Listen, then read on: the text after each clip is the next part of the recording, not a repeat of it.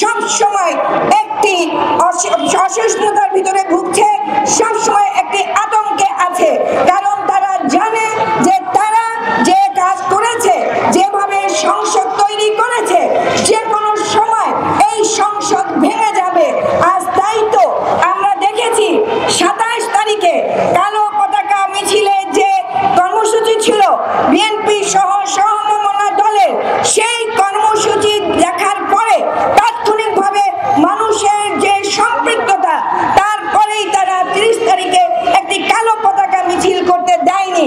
তার কারণ হলো এই সরকার এত বেশি ভীত হয়ে গেছে, যে কোনো সময় তারা এই সংসদ থেকে পালাবে। তাই আজকে আপনাদের কাছে এটাই অনুরোধ, আন্দোলন একটি চলমান প্রক্রিয়া। যতই সরকারি দল বলুক না কেন আমাদের আন্দোলনে ভাটা পড়েছে, কখনোই ভাটা পড়েনি। ভাটা যদি পড়তো কালো পতাকা মিছিলে এইভাবে বাধা দেওয়া কিংবা অ্যারেস্ট করা তাদের দরকার ছিল না। সংসদে এখন একটি হাস্যরসের সংসদে পরিণত হয়েছে, কারণ ৬২টি নিবন্ধিত এবং অনিবন্ধিত রাজনৈতিক দলের মধ্যে মোটে সংসদে প্রতিনিধিত্ব করছে মোটই 5টি দল। তার মধ্যে একটি দলের একজন কল্যাণ পার্টির নামে জনগণের অকল্যাণের জন্য আজকে সে সংসদে গিয়েছে নৌকার মনোনীত প্রার্থী হিসাবে। আজকে জাতীয় একটি কলঙ্কিত পার্টি, সে পার্টি আজকে ধূলিসাৎ হয়ে গেছে। আর আছে কি স্বতন্ত্রের নামে 3 জন, আর বাকি যারা তারা সবাই হলো নৌকার প্রতীকের এবং নৌকার ডামি।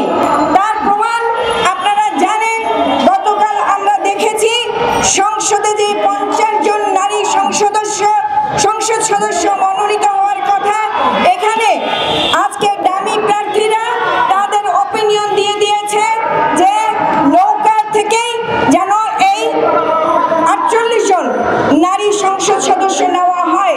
এতে প্রমাণিত যে এবারের সংসদ একটি হাস্যরস এবং চা বিস্কুট খাওয়ার সংসদ। এই সংসদ কখনোই জনগণকে কিছুই দিতে পারবে না।